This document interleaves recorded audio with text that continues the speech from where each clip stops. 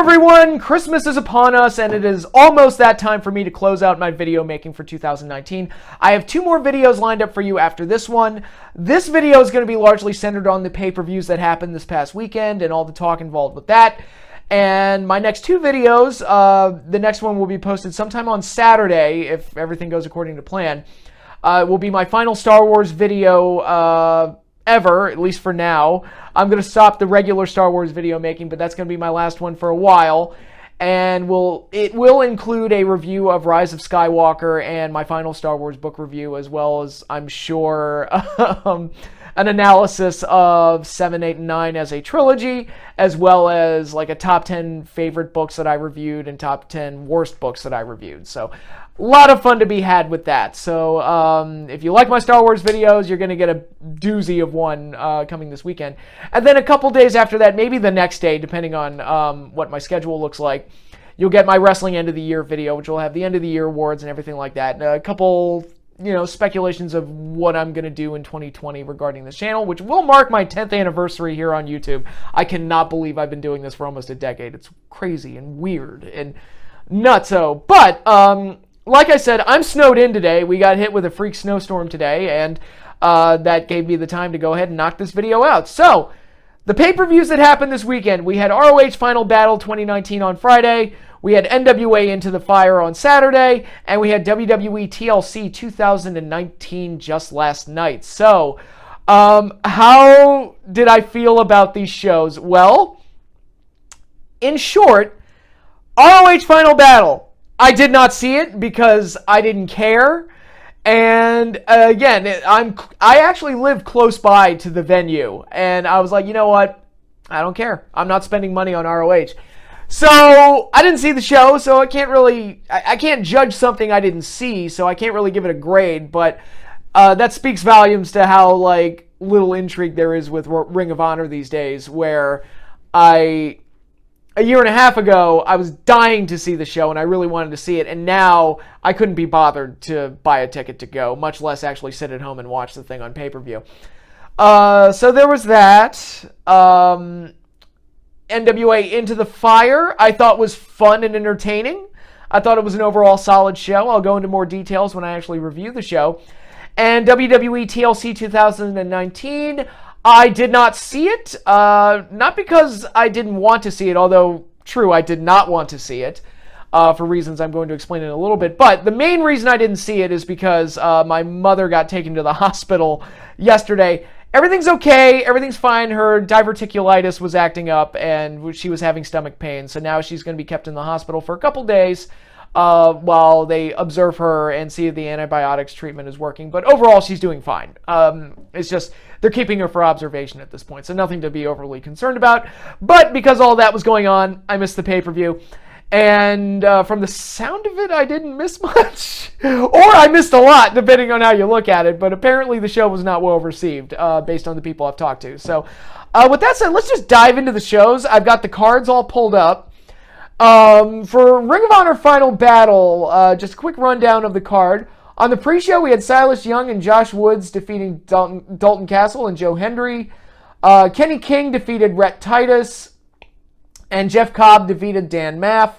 Then on the main card, we had Bandito and Flamita defeating Marty Scurll and Flip Gordon, which was expected. And it looks like Marty Scurll is pretty much done with ROH.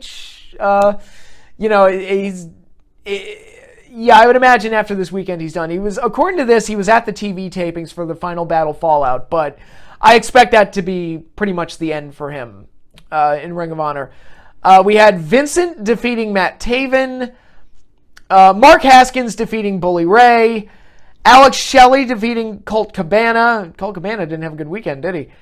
Maria Manic defeating Angelina Love, and that one I was looking for some kind of an announcement regarding the Women of Honor Championship, and as far as I can tell, no such announcement was made.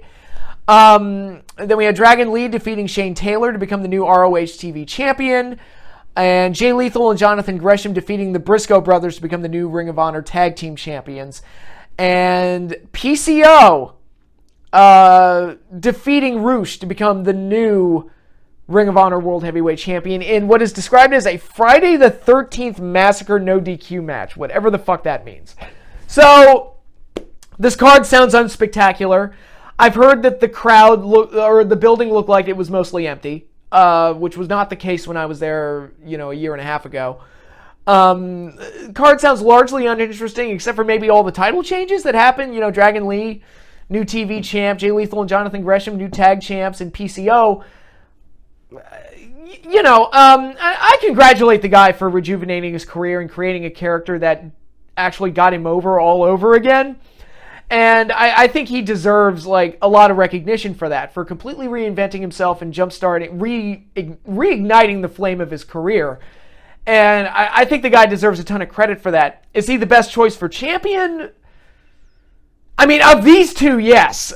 He's a way more intriguing character than Roosh, who I still don't understand the appeal of him. He's just kind of not that he's bad, he's just a guy. He's just, just a normal guy, as opposed to PCO, who is the French Frankenstein. It's okay, who's the more intriguing person of those two? But, yeah, this feels like a we don't know what the fuck to do type of move, so we're just going to do it.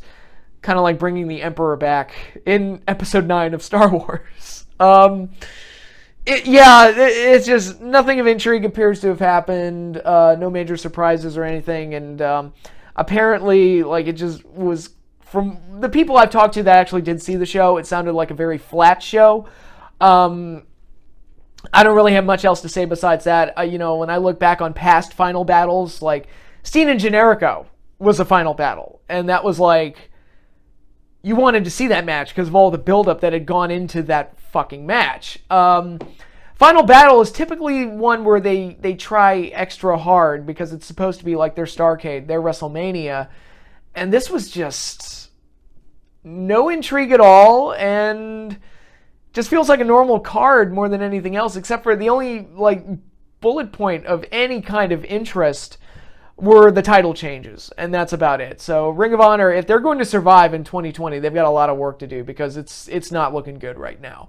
But again, I can't say how the show really turned out because I didn't actually see it. So I'm just judging this based off my reading of the results and what I've been told by other people. But let's go into a show I did watch. NWA Into the Fire. I enjoyed this. I thought it was fun. My biggest knock on it is that it really did just feel like a long episode of NWA Powerrr, which, could be a positive or a negative depending on how you look at it. And actually, the way the guys entered the ring, the only major difference between this and NWA Powerrr really were the fact that the guys and gals actually had entrances. But other than that, it just felt like normal NWA Powerrr stuff. It kind of reminded me of Lucha Underground in a way, where it's smaller scale studio and more intimate crowd reaction and entering through the crowd with the little staircase and everything. So it kind of is the one thing that they did that kind of gave off a Lucha Underground-esque vibe. And but the difference between, say, something like this and Ultimate Lucha was another episode of the show, or actually several episodes of the show. This is, a pay-per-view that you're asking people to pay at least $20 for. I got the pre-order price for $20, which was nice. But I don't know if this is something I would like to see all the time on pay-per-view. I would expect the pay-per-views to have a bigger feel to them than the weekly show. But we'll see what they do. They're having a pay-per-view next January for Royal Rumble weekend. And it's actually, they're going to be reintroducing the NWA television title, which I'm not sure how to feel about that. I feel like your roster's not that big, and you already have 2 singles championships. This might be overkill, and that's to say nothing for also having a tag title and a women's title. But in any case, that stuff aside, I thought the show was fun. I thought it was entertaining. I thought it breezed by. It felt quick. The show lasted about 2.5 hours, which was a godsend. I was like, oh, thank God. It's like they didn't hold me ransom for longer than they needed to. It was a perfectly entertaining, perfectly solid show with very few things that I didn't like. I enjoyed almost every match on this show to some degree. And it was just nice, quick, easy, fun, good stuff. I'm not going to sit here and say it was one of the best pay-per-views of the year, but if you like NWA Powerrr and you like what they've been doing on there, I'd imagine you'd probably like this show too, because it was pretty good. So, starting off, we had Eli Drake taking on Ken Anderson in a pretty solid match, good old school kind of paced match. Anderson looks like he's got a bit of a gut going, but other than that, I thought it was a pretty solid outing between these two. Very interesting choice for the opener, considering they're two of the bigger names. When you look at the NWA roster, I would have expected this one to be closer to the second half of the show. So opening up with this, I was like, oh, damn, we're starting off with a hot one here. And it was good. Eli Drake got the win. I actually thought the finish was well designed, where they were doing something in the corner, and Anderson was going for a sunset flip power bomb, but then Eli just kind of crashed on top of him and got the pin. And it was like, I like trap pinfall finishes like that, where you can kind of, make sense of things and kind of use momentum and things like that to your opponent's disadvantage. So I thought this was a perfectly solid match, and the guy I prefer actually got the win. So that was good to see. Anderson did attack Eli Drake later in the show, and so it looks like this feud's going to be continuing. So that could be fun if we can get a match as good as this or better than this with a little bit more heat added to it, given that Anderson attacked him after the fact. That could be pretty good. And that's another thing this show did. They actually did have promos throughout the show, which I kind of liked. Again, it's felt like a typical NWA Powerrr format, but I thought the promos were really good and added a little something to the show. Nick Aldis obviously had a really good one, and Aaron Stevens is always a delight to listen to, and you got the Eli Drake, Mr. Anderson bit, so the promo segments, the non-wrestling bits, were used effectively, I thought. Next up, we had a match that was thrown on at the last minute, it felt like. Thunder Rosa versus Tasha Steelz making her debut. Tasha Steelz cut a promo before the match and seemed to be, okay, she seems a little confident at least. She doesn't seem like if she's inexperienced, because I'd never seen her before, if she's inexperienced, it didn't show. So that was good. Match itself was kind of basic. Tasha got a little bit of shine in, but it was pretty much just a dominant win for Thunder Rosa. Ashley Vox came in post-match to stop Thunder Rosa from beating up on Tasha Steelz, but then got injured herself when Thunder Rosa turned the tables on her, leaving her role in the tag match later in the show in question. More on that later. But overall, I thought it was a fine showcase for Thunder Rosa, who I really liked. She was Cobra Moon in Lucha Underground, and I thought she was really good there. So I think of all the women that they've showcased in the NWA so far, I think she's probably the best one. So it was nice that she got on the card. If she wasn't going to be one of the active participants in the tag match, it was nice that she got to be in this match and got a win. So, nice basic way to give somebody a win and set up something for later in the show as well. Next up, we had the question mark with Aaron Stevens defeating Trevor Murdoch. This was a hoot. I enjoyed this. And, I like comedy matches. I like to laugh and I like to have a good time. My problem with comedy matches is when they're not funny, and there are plenty of comedy matches that I found funny. Kevin Nash versus Mr. X in TNA, one of the funniest goddamn matches I've ever seen.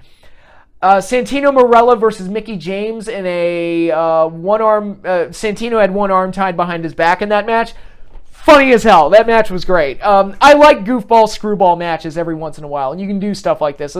If the whole show is matches like this, it's not special and I don't like it. It's one of those things where wrestling, I feel, needs its best when it's a variety and you get a little bit of everything. So we got this little comedy match. It was funny as hell. We got the Monrovia National Anthem, which is a beautiful song that brought a tear to my eye. The fans in that studio are so into the question mark that he's just a hoot and a delight to watch. I think Aaron Stevens adds a lot to the whole presentation because he's just naturally funny and just a natural showman.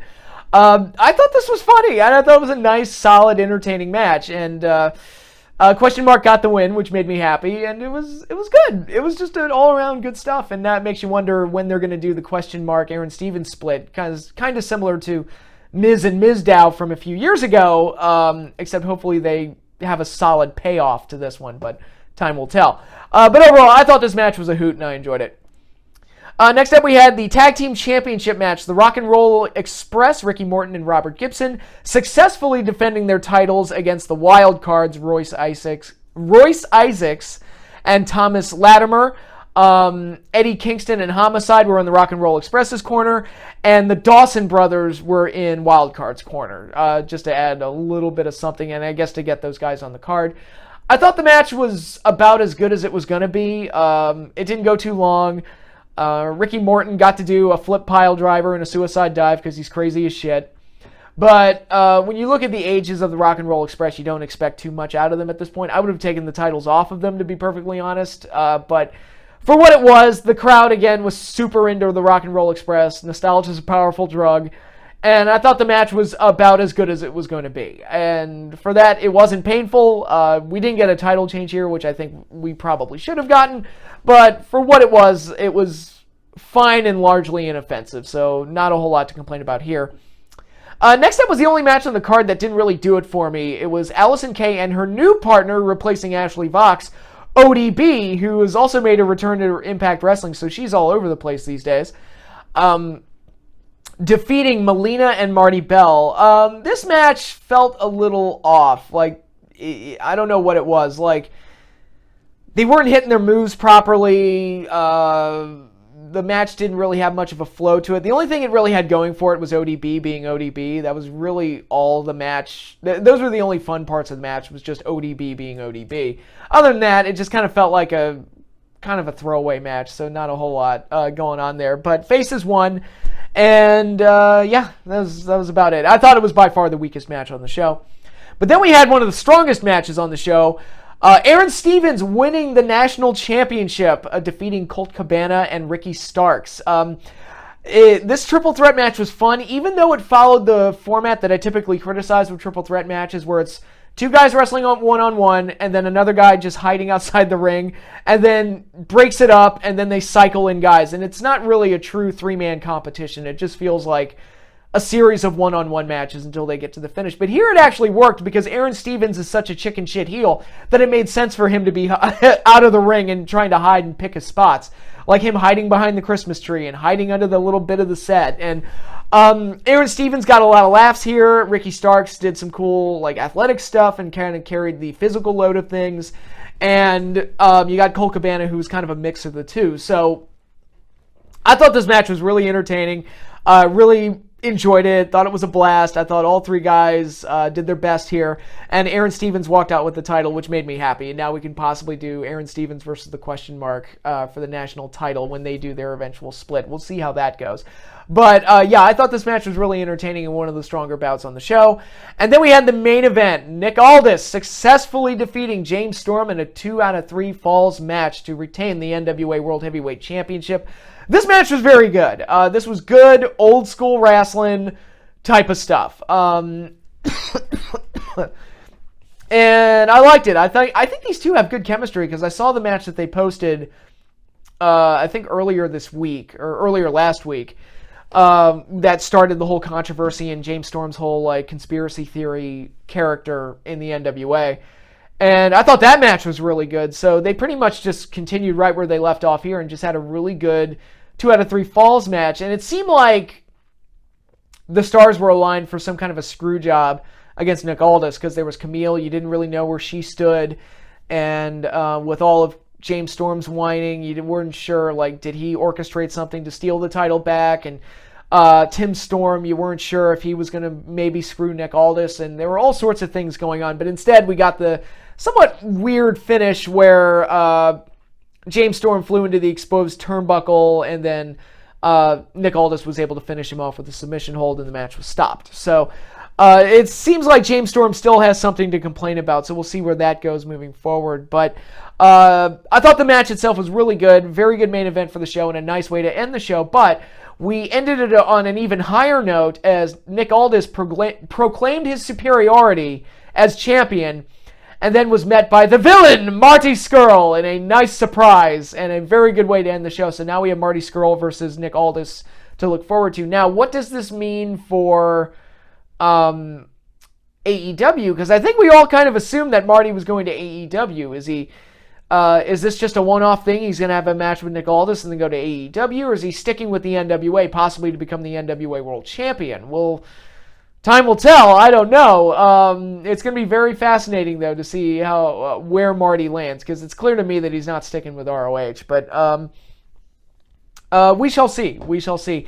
The only real technical gaffe that I noticed on this show was at the end, where the show fades to black, and then it fades back in as Marty Scurll's about to cut a promo, and then it faded out again. And I think we weren't supposed to see the Marty Scurll promo. I think that was supposed to be saved for NWA Powerrr, but the cutting the feed off while the promo was halfway in progress was probably not a good idea either. So that was a little awkward. But other than that, I thought NWA Into the Fire, again, it was easy, simple, good, solid wrestling. And that's all it was, and that's all it needed to be. I enjoyed the show. There were some matches I really liked.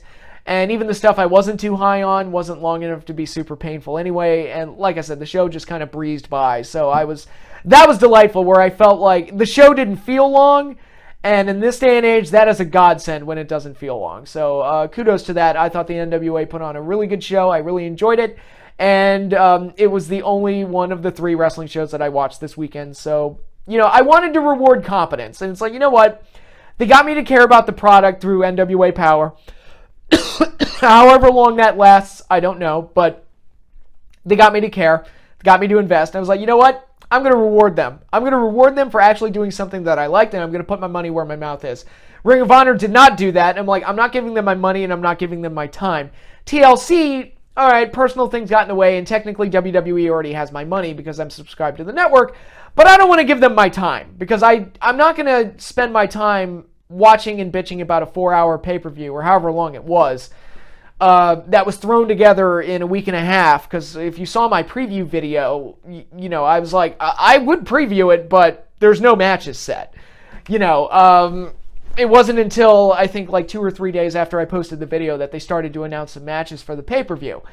And it's like, I'm at the point in my life where my time is more valuable to me than my money.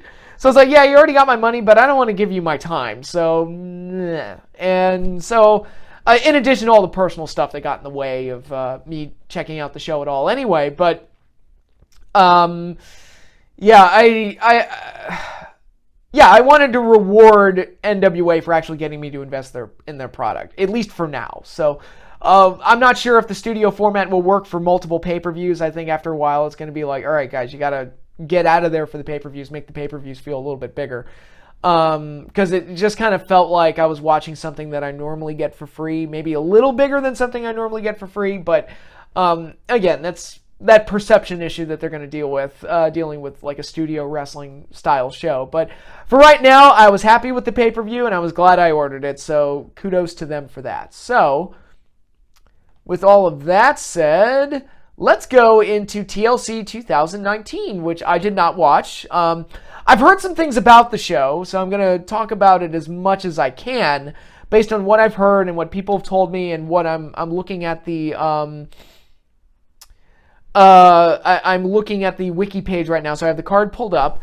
I've seen some responses to the show from friends and from wrestling experts. Dave Meltzer, according to the wiki page, Dave Meltzer said that the show. Said this of the show. He said it sucked. It was really bad in a lot of ways, and I'm hearing that across the board. I'm hearing that the first 2 matches of the main show were solid, and then everything else was just a train wreck that fell off a cliff. And I mean, like I said, I've said it. I think I said it in my last video. TLC tends to be a bad one for WWE, and I don't know why they even feel the need to have a December pay-per-view when they should probably just be in full-on build to the Royal Rumble mode. But in any case, let's go over the card here. Humberto Carrillo defeated Andrade, and they teased a split between Andrade and Zelina Vega after the match, which, if they split those two up, have fun. Yeah, let's screw up the partnership that actually worked in NXT and got both of them over. Yeah, no, let's split them up now when you've actually, shit the bed with them on the main roster. That makes sense. Then on the main show, here's another problem with the show, and I talk about how these things are over-gimmicked. But look at this. You got a ladder match in the opening match. You got a TLC match in the middle of the show, and then you got a TLC match in the main event with a table match sandwiched in between. There's no chairs match on the show, thank God. No stairs match, thank God. But it's like, this is too much. This is way too over-gimmicked.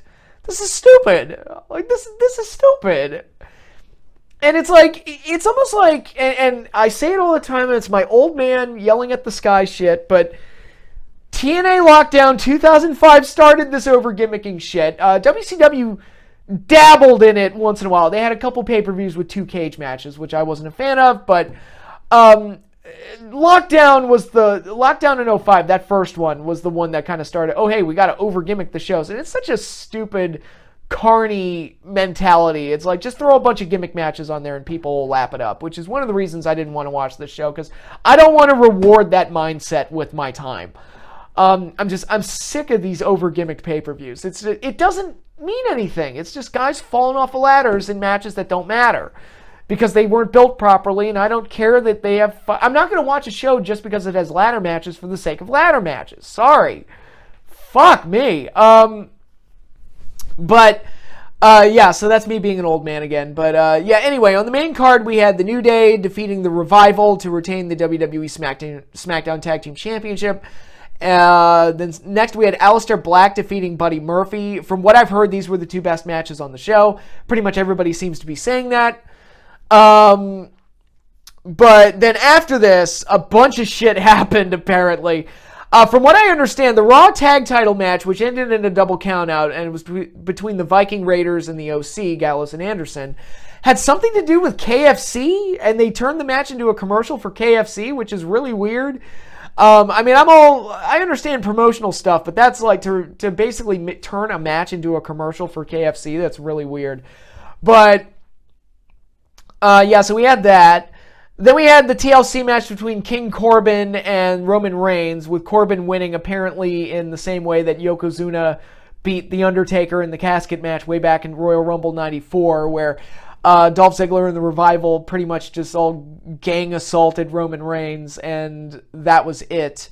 And Corbin was just able to win pretty easily based on that. That's how it was described to me, and that's how I understand. Again, I didn't care about this feud or this match anyway, but whatever.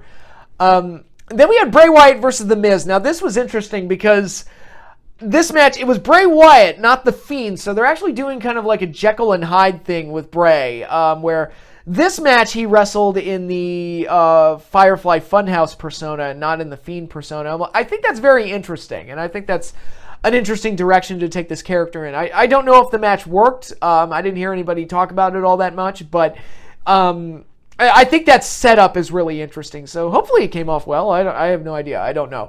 Bray Wyatt got the win, which he should at this point, whether he's playing the Fiend or not. And then we had the tables match between Bobby Lashley and Rusev, with Bobby Lashley getting the win. I heard this match was dreadful. And it's like, oh God, because the heel won, it's like, oh, this thing's going to continue, isn't it? Oh no. Oh no, this horrible angle is going to continue. Why? Poor Kay. And the really interesting one, the Kabuki Warriors successfully defended the Women's Tag Team Championship. Why did you give the Women's Tag Team Championship the main event spot? Jesus Christ. Over Becky Lynch and Charlotte Flair. Now, I'm hearing that this match was awful. Everybody I talked to said the match was absolutely terrible. And I've heard that a large reason why is because Kairi Sane got concussed in the middle of the match, and the whole thing just kind of fell apart. I don't know how accurate that is. I heard that Charlotte flew a monitor and it hit Kairi Sane in the head. I've heard that kind of speculation, but again, I didn't see the match, so I can't really judge it. But I was amazed to hear that it got such a negative reaction, and everybody's kind of crapping on it. And I've heard it was just like one person described it to me as indie-rific in every bad sense of the word. Like, it was just like, it felt like an indie match where it's like guys that don't know psychology at all just going out there and doing shit. And that's not, you do expect better, especially from veterans like Becky and Charlotte and Asuka and Kairi, who, they've been around the block. These aren't like new kids coming in. And Kairi has an excuse because she got concussed. And, that stuff happens, unfortunately. But and again, I can't say how bad or good it really was because I didn't see it, but I'm assuming the negative reaction is somewhat justified, or else less people would be calling it terrible. I don't think this is an attack on women in the main event. I think this is like, oh God, this match must have been really bad, because even people that normally praise the matches these girls have are shitting on it. So, yeah, well, well, I guess it's just the girls had a bad night. They had a bad night last month too, the main event. So I think part of what you're seeing now is that the novelty of women in the main event is no longer a novelty because they've main evented WrestleMania, they've main evented the Royal Rumble, got their own Royal Rumble match, they have their own Money in the Bank match, they've been in Hell in a Cell, they've headlined the last 2 pay-per-views. It's not that special anymore, so now I think we've got to the point where the honeymoon period is over, and it's like the whole, like, isn't it great that they're putting women in the main event is kind of past, and now it's like, okay, no, you actually need to deliver in the main event, because that's like, that feel-good shit isn't going to cut it anymore. And for me personally, it never cut it with me. I was like, okay, if you're going to be in the main event, you have to deliver, and that's always been my mindset. Man, woman, don't care. You have to deliver if you're in that spot, and if you don't, I'm going to say it's a bad match. There might be a reason that it went wrong. It might be there might be other circumstances for why it went wrong. It could be the booking. It could be a dead crowd. It could have been a really shitty match that happened beforehand that just killed the crowd for the main event. Whatever. A multitude of things could happen. However, if women fail to deliver in the main event, I'm gonna call it out. And it sounds like they didn't deliver here. Again, didn't see it. Can't say. But yeah, I think that's what you're seeing now, though, where it's like, okay, women in the main event is no longer that special because it's been done and we've seen it quite a bit over the last couple of years. It's not like this fresh new thing that they were doing a couple years ago. This actually does feel like the norm at this point. So it didn't feel like that big of a deal. And you know, you put them in the main event of an over gimmicked pay-per-view already. Yeah. Yeah, so you run into that problem too. But yeah, those are my thoughts on the results of TLC. Again, didn't see the show, but didn't sound like I missed much, and I'm kind of glad I skipped it. So that is that. But before I sign off for today's video, in my previous video, I previewed Wrestle Kingdom 14 and Impact's Hard to Kill. Since then, more matches have been added, so I'm going to talk about those matches here and kind of complete the preview for those 2 shows. For Wrestle Kingdom, it's a 2-night event. For night 1, I already talked about Okada versus Ibushi for the world title, White versus Naito for the IC title, Ospreay versus Takahashi for the junior title, Lance Archer versus Jon Moxley in a Texas death match for the US title, Guerrillas of Destiny versus FinJuice for the tag titles. I believe I talked about that one, but and then I believe I talked about the 3 8-man tags. There's Chaos versus Bullet Club, LIJ versus Suzuki-gun, and then Jushin Liger and a bunch of legends versus Taguchi and a bunch of legends, basically, as part of like Liger's retirement tour. I think I did talk about that one, but so yeah, that's most of the card right there. The 8-man tags feel like filler matches, but I think the 4 singles matches are big enough to carry night 1 of the show, because especially the 2 big title matches, and I think the Moxley Archer Texas Death match could be really like crazy hardcore fun, especially when we consider how much Lance Archer has like shined this year, starting with the G1 Climax. And I think the junior heavyweight match will be amazing as always. But also added, we had 2 pre-show matches added. An 8-man tag on the pre-show because we didn't have enough on the main show. We have to add another one to the pre-show. Tomoaki Hanma and Togi Makabe, Yuya Yamura and Yota Tsuji taking on Toa Henare, Alex Coughlin, Clark Connors, and Carl Fredericks. And with the exception of Hanma and Makabe, these are all young lions and students from the LA dojo from New Japan. That's my understanding of it anyway. So really it's just a showcase for the new people and not much else other than that. I'm glad it's on the pre-show. It'll be interesting to see what they can do in the pre-show, but obviously this comes with very, very low expectations, so I don't think a lot of eyeballs will be on them anyway. And also added to the pre-show, we've got Hiroyoshi Tenzan and Satoshi Kojima of Tenkozi facing Yuji Nagata,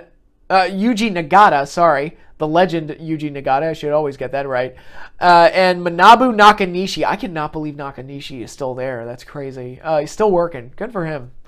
Yeah, this is basic pre-show tag match. It's a rematch from the World Tag Team League, so other than that, not a whole lot of intrigue there. But yeah, night 1, full card. Everything looks good. Like I said, the 4 big singles matches I think are enough to carry the show. We've got like a good tag title match. And we've got, the 8-man tags might have some good stuff in it, but that's largely just, again, that's just filler, an excuse to get guys on the card. And then for night 2, I talked about the champion versus champion match, the battle of the 2 losers of the 2 title matches from night 1, Tanahashi versus Jericho, and the winner of the U.S. title match from night 1 facing Juice Robinson for the gold, going in as defending champion. I talked about the British heavyweight title, which is Zack Sabre Jr. versus Sonata. And I believe I talked about the junior tag title match, which is Bullet Club, Ishimori and Phantasmo facing Roppongi 3K. And I believe I talked about Liger's retirement match. No, I talked about his retirement match. I didn't say what it was exactly because I don't think the exact match was announced. But stuff that was added, that's been added to the show. We had, as I predicted, Kenta will be defending the Never Openweight title against Hiroki Goto. I expect Katsuyori Shibata to get involved in some way, shape, or form just to continue that story. But that should be a pretty good Never Openweight title match.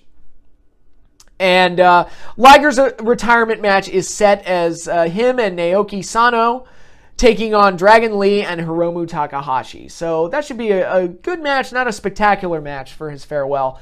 Kind of looking back on it, I kind of wish they had taken the match with Suzuki and just saved that for Wrestle Kingdom, but what are you going to do? But again, it's Liger's retirement match. I'm going to be glued to the screen for that one, regardless of how it turns out. And I think just getting to say goodbye to Liger one last time, I think is enough to get me to care about this. And then on the pre-show, we had a 5-team gauntlet for a championship that I completely forgot existed. The Never Openweight 6-man tag team titles, because New Japan doesn't have enough championships. And here we're going to have Togi Makabe and Toru Yano and Taguchi, the defending champions, taking on members of Chaos, Tomohiro Ishii, Yoshihashi, and Robbie Eagles. Taking on members of the Bullet Club, Bad Luck Fale, Chase Owens, and Yujiro Takahashi. Members of LIJ, Evil, Shingo Takagi, and Bushi. And members of Suzuki Gun, Taichi, Desperado, and Yoshinobu Kanemaru. It's a championship I don't care all that much about. For a pre-show gauntlet, kind of a New Japan Rumble style match, I guess it'll be fine, but I don't really care all that much about the championship. But again, it's on the pre-show. It's hard to get mad at it. But again, my biggest criticism of New Japan is that they have way too many championships. Although I guess with as many factions as they have, I guess it kind of makes sense to do a 6-man tag titles. But when you already have junior tag titles, heavyweight tag titles, 3 sets of tag champions, that's a bit much. And they've got the Never Openweight title, the U.S. title, IC title, world title, the junior title. That's a lot of singles titles in there. So, and they have the British heavyweight title, and which gets defended on New Japan. It's not an official New Japan championship. It's from Rev Pro, but it's still like that's a lot of championships. It's like, guys, you can scale back on that just a little bit. But anyway, both cards for Wrestle Kingdom are full. We've got 19 matches in total. And here's the rub for me. Those shows will be happening on a Saturday and a Sunday. So I am free to watch all of that New Japan wrestling. It's like, you know what? Wrestle Kingdom has never let me down before. I'm going to enjoy the hell out of this. I think it's going to be a lot of fun. Just, 2 good, long wrestling shows. And it should be good.